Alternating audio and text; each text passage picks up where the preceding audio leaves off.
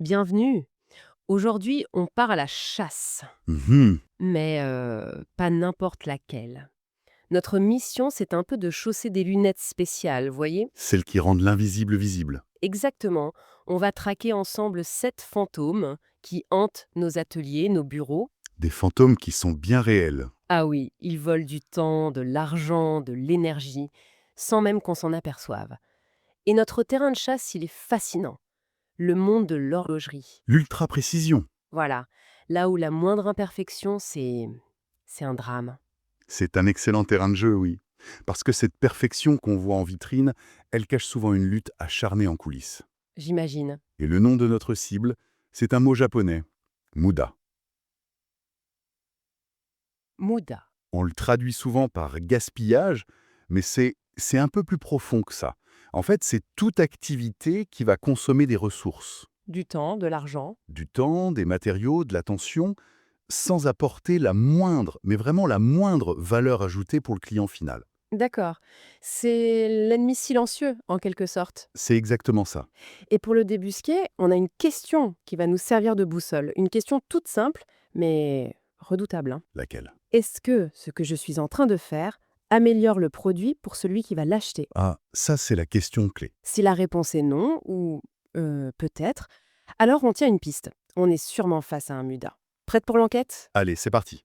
Le premier suspect est sans doute le chef du gang, Ah oui? c'est la surproduction. La surproduction, c'est le fait de produire plus que ce qui est demandé, ou de produire trop tôt. Le fameux on fait du stock, au cas où.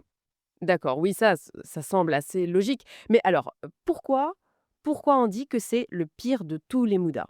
Alors, Parce que instinctivement, on se dit qu'avoir de l'avance, c'est plutôt une bonne chose, non? eh ben, c'est justement ça le piège. La surproduction, en fait, c'est un peu la mère de tous les autres moudas. D'accord. Imaginez une manufacture. Elle produit des milliers de cadrans d'un bleu spécifique. Mhm. Ce stock, il immobilise tout. Le métal, les pigments, des heures de travail, de l'espace. D'accord, des ressources bloquées. Voilà. Et si la mode passe au vert la saison d'après, eh ben, tout ce stock devient un coup mort. Et pire encore, en produisant trop, on génère des stocks qui vont devoir être déplacés, gérés et qui risquent de cacher d'autres problèmes. Un effet domino, C'est un effet domino, tout à fait. je vois. Et cette surproduction, elle a une conséquence immédiate. Si on fabrique des pièges dont personne n'a besoin tout de suite, ça veut dire qu'elles vont devoir Attendre. attendre. Et j'imagine que cette attente, c'est notre deuxième fantôme. Exactement. L'attente. C'est le temps mort. Le flux s'arrête, tout simplement. Concrètement, ça donne quoi? C'est un horloger qui attend sa livraison de rubis pour assembler un mouvement. C'est une machine ultra moderne qui est à l'arrêt parce que la pièce d'avant n'est pas prête. Ou, plus subtil, Ou, beaucoup plus subtil, c'est un dossier de validation qui attend une signature dans une boîte mail et qui paralyse tout un projet. mais comment est-ce qu'on peut quantifier 5 minutes par-ci, 5 minutes par-là? Ça semble presque invisible à grande échelle. C'est toute la difficulté. Individuellement, ces attentes, elles semblent insignifiantes. Mais leur accumulation, elle est colossale. Ah oui. Mm. Quand on observe un processus de A à Z, on se rend compte que sur, disons, les plusieurs semaines que met une montre à être fabriquée, Oui. le temps de travail réel, où l'on crée vraiment de la valeur, se compte parfois en heures seulement. En heures. Oui, tout le reste, c'est de l'attente. Et le temps, c'est la seule ressource qu'on ne peut ni stocker ni récupérer. En parlant de stocker, j'imagine que toutes ces pièces qui attendent, il faut bien les mettre quelque part, les déplacer. Bien sûr, Ça nous amène logiquement au troisième muda, oui, le transport. oui. Le transport inutile. Bon, attention, il faut nuancer un peu. C'est-à-dire, Déplacer une pièce, c'est souvent nécessaire. Le muda, le vrai gaspillage, c'est le mouvement excessif, mal organisé. comme des allers-retours. Exactement. Ces allers-retours incessants entre des ateliers qui sont dispersés aux quatre coins du bâtiment. Dans les sources, ils parlent de flux spaghetti. Flux spaghetti, j'aime bien l'image. Et c'est ça. Une pièce qui va du point A au point D, pour ensuite revenir au point B. C'est absurde.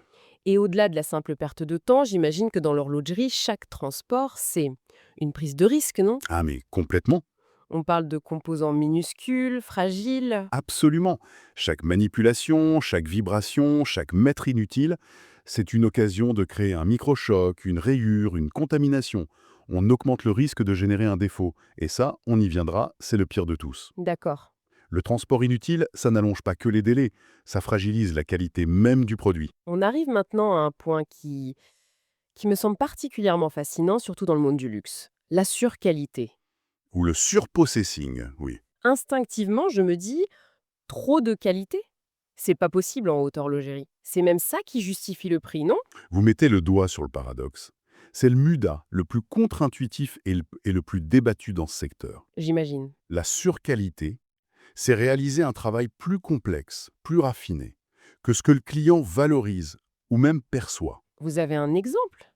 L'exemple parfait, tiré des sources, c'est l'artisan qui réalise un anglage polymiroir, une finition d'une beauté, d'une complexité extrême, D'accord. sur un levier qui sera à jamais caché au fond du mouvement. Personne ne le verra jamais. Mais est-ce que ce n'est pas justement ça la signature d'une grande marque? Ce souci du détail invisible qui prouve l'excellence absolue? C'est une excellente question. Où est la frontière entre le gaspillage et l'art qui fait la légende? C'est une frontière très très fine. La philosophie du Lean, ce n'est pas de dire «arrêtez de bien faire». Non, bien sûr. Elle pose la question. Cet effort-là, est-ce qu'il sert la promesse faite au client? Si ce détail invisible fait partie de l'histoire de la marque, de sa légende, et que cette histoire, c'est ce que le client achète, Alors, ce n'est plus un gaspillage. exactement, ça devient de la création de valeur. Mais si c'est fait par simple habitude, parce qu'on a toujours fait comme ça, sans intention derrière, alors c'est du temps d'artisan très qualifié qui aurait pu être utilisé ailleurs, sur une partie visible de la montre, par exemple. Il s'agit de viser la qualité juste, en somme. C'est ça, celle qui est parfaitement alignée sur la valeur perçue par le client. C'est une nuance essentielle. On ne supprime pas l'art, on s'assure qu'il sert une intention. C'est passionnant. Et ça me ramène à quelque chose de plus terre-à-terre, le stock, le cinquième MUDA. Le stock excessif, oui. Et il est directement lié à la surproduction du début. La boucle est bouclée. On parle de tout ici, les matières premières, les composantes en cours de fabrication qui s'entassent entre deux machines, et les montres finies qui dorment dans un coffre. Il y a une analogie géniale dans les sources qui dit que le stock, c'est comme le niveau de l'eau dans une rivière qui cache les rochers. C'est l'image la plus juste qui soit. C'est très fort, oui. Quand le niveau de l'eau, donc le stock, est haut, tout a l'air calme, fluide en surface. Mais en dessous se cachent les vrais problèmes. Les rochers. Les rochers. La machine qui tombe souvent en panne, le fournisseur qui n'est pas fiable, le processus qualité qui est défaillant. Le stock, en fait, il agit comme un anesthésiant. Il nous permet d'ignorer ces problèmes. Et donc la solution, c'est de... C'est de baisser radicalement le niveau de l'eau. On force les rochers à apparaître. Et là, on est obligé de les retirer, de résoudre les problèmes à la source au lieu de naviguer autour. C'est une approche beaucoup plus courageuse, en fait. Moins de stock, c'est moins de filets de sécurité. Exactement. Et ça me fait penser à une échelle beaucoup plus petite. On a parlé du déplacement des pièces, mais le déplacement des gens, c'est le sixième MUDA, les mouvements inutiles. Tout à fait.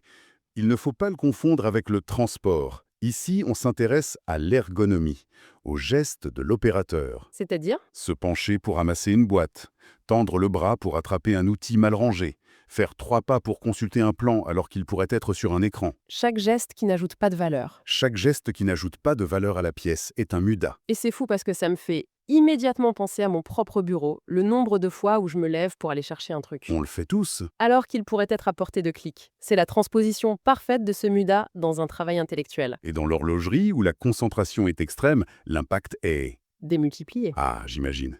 Chaque mouvement superflu, ça brise la concentration. Ça génère une fatigue physique et mentale. Et qui dit fatigue, dit Risque d'erreur. risque d'erreur accru. La petite rayure sur le cadran, la vis qui tombe. Et la solution est souvent simple. Un établi bien organisé, où chaque outil a sa place.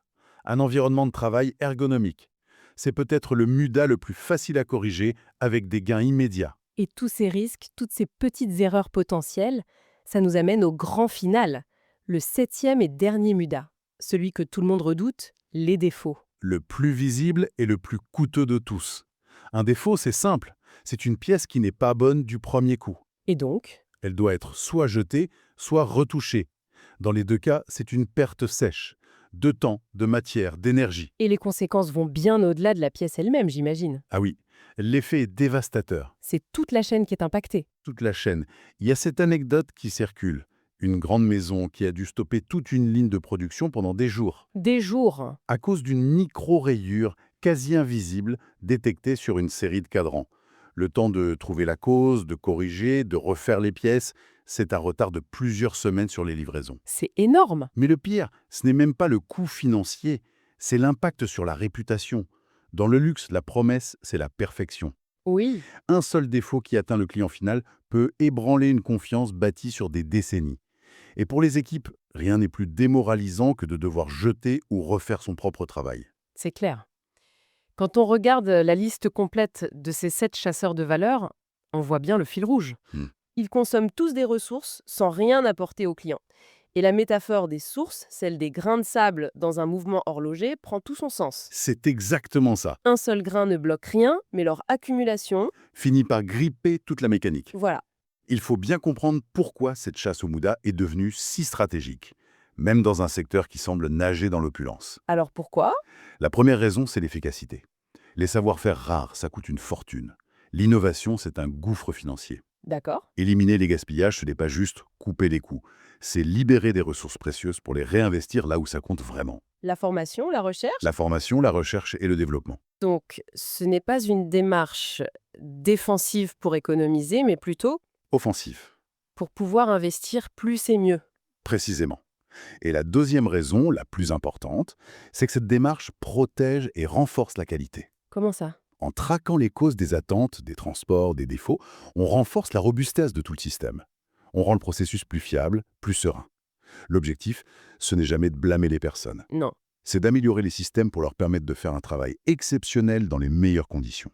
C'est une philosophie profondément humaniste. Ce qui est incroyable, c'est à quel point ces idées qui sont nées dans l'industrie résonnent bien au-delà. On a parlé de mon bureau, mais on pourrait parler de la gestion de nos projets personnels, de notre emploi du temps. Ils sont partout. Ces 7 fantômes sont partout. Apprendre à les voir dans notre propre quotidien, c'est s'ouvrir la porte à une amélioration personnelle continue. Absolument. Et pour terminer, les sources qu'on a explorées ouvrent sur une suite logique. Ah, Une fois qu'on a chassé les Moudas, la grande question, c'est comment on s'assure qu'ils ne reviennent pas par la fenêtre. bonne question. Et la réponse se trouve dans l'organisation de l'environnement de travail. Il existe une méthode japonaise très célèbre pour ça, une sorte de niveau supérieur de la chasse, Qui est? la méthode des 5 S. C'est une discipline pour créer et maintenir un espace de travail parfaitement ordonné, propre et efficace. On dirait bien le sujet d'une prochaine analyse. Peut-être bien. Mais pour aujourd'hui, restons avec cette idée. Si on appliquait cette grille de lecture à notre propre espace de travail, que ce soit un établi, un bureau ou même le bureau de notre ordinateur, quels sont les moudas qui nous ralentissent chaque jour sans qu'on s'en rende compte? C'est une pensée qui pourrait bien changer notre façon de travailler.